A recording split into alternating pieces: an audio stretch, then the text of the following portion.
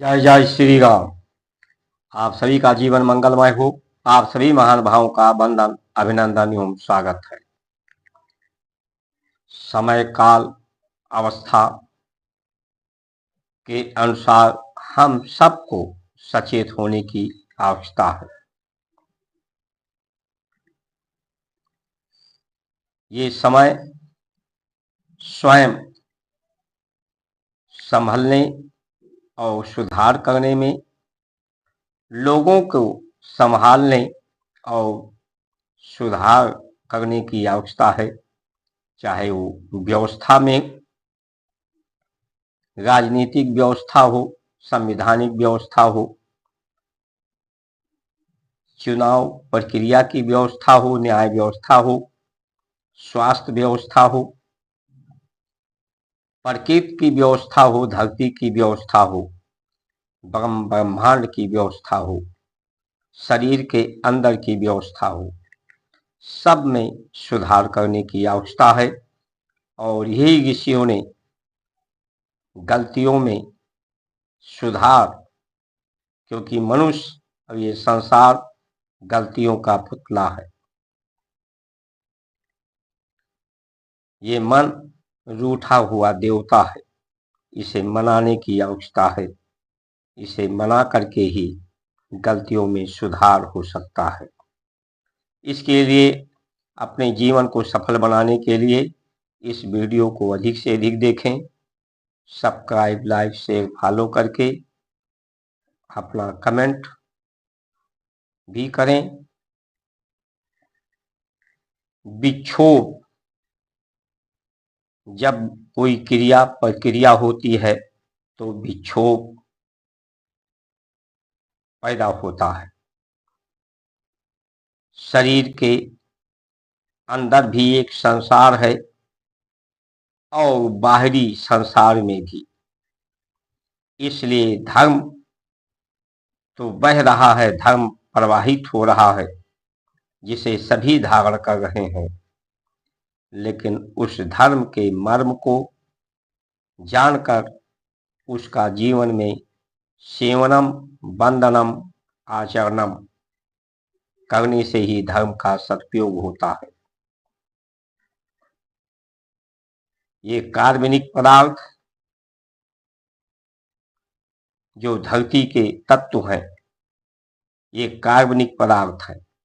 लेकिन जब इसमें नमी रहती है, नम्रता रहता है, तो उस प्रकाश जो स्व को ही प्रकाश कहते हैं, वही सत्य है, वही शांति है, उसे धारण करके, उसे सोख करके इस शरीर में अंदर सामर्थ पैदा होती है। जब व्यक्ति आहार, सरस, तरल, सुपाच्य, रसदार भोजन करता है तो उससे रस बन जाते हैं। ये रस, जो रस जल का गुण है, उस ऊर्जा को सोख लेती है, समाहित कर लेती है। उसे शोषण प्रक्रिया से सिर्फ शरीर को गति, रक्त संचार गति, प्राण संचार गति, सामान्य तापक्रम इस शरीर में बना रहे। लेकिन वही जब आहार ठोस अवस्था में, जब सूर्य की ऊष्मा प्रकृति में नहीं होती, उस समय आहार लिया जाता है, तो ये शरीर के अंदर विक्षोभ पैदा करते हैं, ताप पैदा करते हैं। ये कण कण में, अणु में विभाजित होते हैं। प्राण के संचार गति के कारण शरीर में ऊष्मा, अग्नि पैदा होने के कारण ये चित्त वृत्तियां में विक्षोभ होता है, तरंगे होती हैं, वही विक्षोभ बुद्धि को प्रभावित करता है। और शरीर के अंदर जो मर्म है, शुद्ध जल जिसे कह सकते हैं, मुलायम स्थान जो है 14, वही पर जब शब्दों का स्पर्श होता है तो व्यक्ति उसके आनंद वाले शब्द, शांतिदायक शब्द होते हैं, शांत वाणी में होती है, तेजस्ता वाणी में होती है, तो उस वाणी के व्यवहार से व्यक्ति में प्रसन्नता पैदा होती है, व्यक्ति हंसी खुशी रहता है। वही वाणी में जब ताप होता है तो व्यक्ति के अंदर क्रोध पैदा होता है, और ये ताप, क्रोध, काम, क्रोध, लोभ, मोह के ताप से ये मर्म पिघल जाते हैं और ये कठोर हो जाते हैं। इनमें कठोरता आ जाती है, जिससे व्यक्ति के अंदर ना प्रसन्नता होती है, ना उमंग होता है, ना सामर्थ्य होता है, ना शक्ति को धारण करने की क्षमता होती है।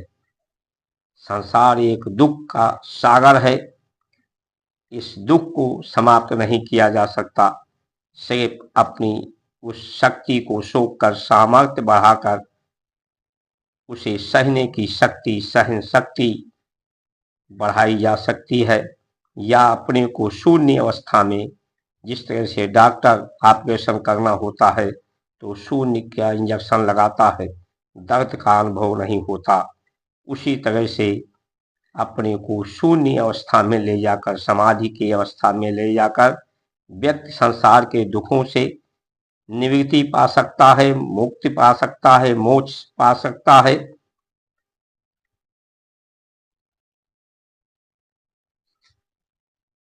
तो ये जब कार्बन प्रकृति में बढ़ते हैं, विक्षोभ इनका बढ़ता है, तो यही प्रकाश तत्व आपस में टकराते हैं, जिससे अग्नि पैदा होती है।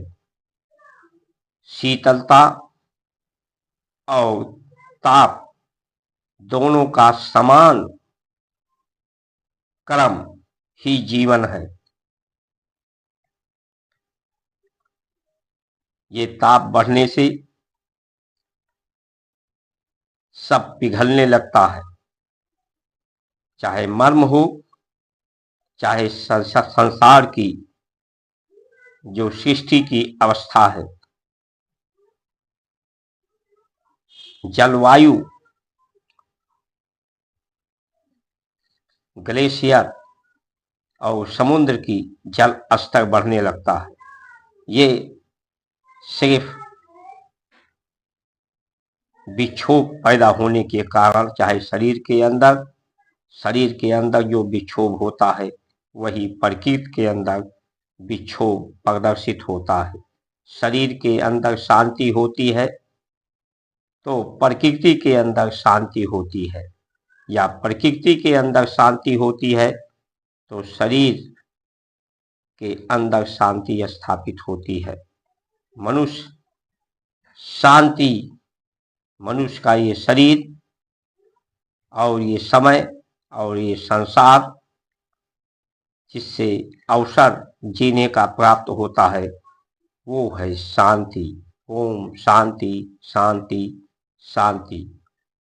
ये परमाणु बम की बात कर रहे हैं, न्यूट्रॉन बम की। ये कार्बनिक पदार्थ जो शरीर भी है, जिसमें नमी, जल की मात्रा है, पेड़ पौधे हैं, ये उस प्रकाश को सोख लेते हैं। लेकिन जब यही कार्बन प्रकृति में रहती है तो परमाणु बम, न्यूट्रॉन बम उस देश के लिए दुख देने वाला प्रभाव, दुखदायी प्रभाव प्रभावित करते हैं। लेकिन जब वायुमंडल में कण ही नहीं रहेंगे, कार्बन के कण, अणु, जैसा कि भारत में यज्ञ विधान से अभी एक कार्बन तत्व जितना विश्व के अलग हिस्सों में है उतना भारत में नहीं है। यज्ञ परंपरा अगर बढ़ा दी जाए, सब जगह यज्ञ होने लगे, तो ये परमाणु बम, न्यूट्रॉन बम भारत को शक्ति प्रदान करेंगे। इसे भारत की धरती, भारत की प्रकृति इसे धारण करके, सोख करके अपनी सामर्थ्य शक्ति बढ़ाएगी। जिस देशों में ये कार्बन की मात्रा है प्रकृति में, वहीं के लिए परमाणु बम, न्यूट्रॉन बम या जो वायरस बीमारियां जैसे कोरोना की महामारी आई, प्रकृति भारत की अभी भी और देशों के अपेक्षा स्वच्छ है, और देशों के अपेक्षा यहाँ संस्कार संस्कृति के कारण मनुष्य का जीवन निर्मल है। इसीलिए इसका प्रभाव ज्यादा प्रभावित नहीं कर पाता। लेकिन हमें सचेत होकर के इन दुष्प्रभावों से बचने के लिए अपने भारत की संस्कार संस्कृति सनातन धर्म के मूल जो मर्म को समझना होगा और मर्म को जागृत बनाए रखना होगा। शरीर के अंदर के मर्म, धरती के अंदर के मर्म, प्रकृति में कार्बन न हो, इसकी मात्रा यज्ञ विधान से, गौ के घी से, समिधाओं से, वनस्पति के आयुर्वेद की समिधाओं से, यजन करने से, इन्हीं वचनों से के साथ आप सभी का सुमंगल कामना करते हुए जय श्री राम।